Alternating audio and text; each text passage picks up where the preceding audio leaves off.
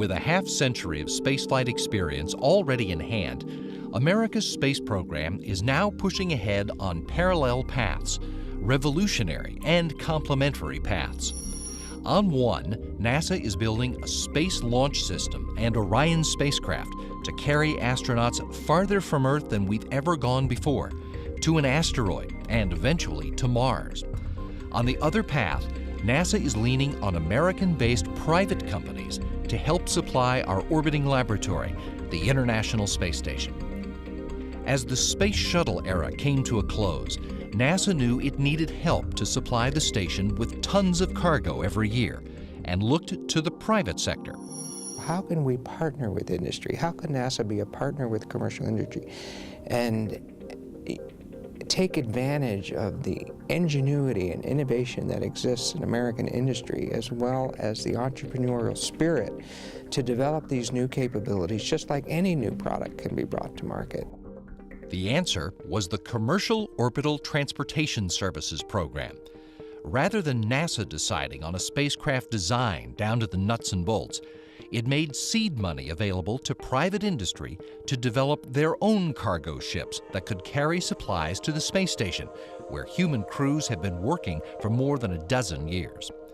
California-based SpaceX won its COTS agreement in 2006. Its Dragon spacecraft successfully performed a test flight in May 2012 and completed its first fully operational mission late in the year. SpaceX flights continue each year, taking tons of supplies and science up to the station, and just as importantly, returning science experiments back to Earth for study. Now, Virginia-based Orbital Sciences Corporation, which won its COTS agreement in 2008, is about to join the club with its Cygnus spacecraft.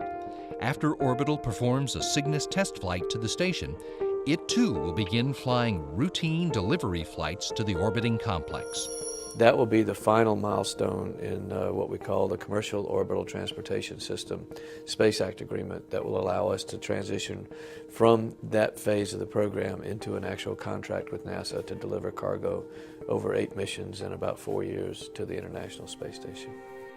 Cygnus rides to orbit on the Antares, a 2-stage launch vehicle designed to provide reliable access to low Earth orbit for payloads of more than 5,000 kilograms.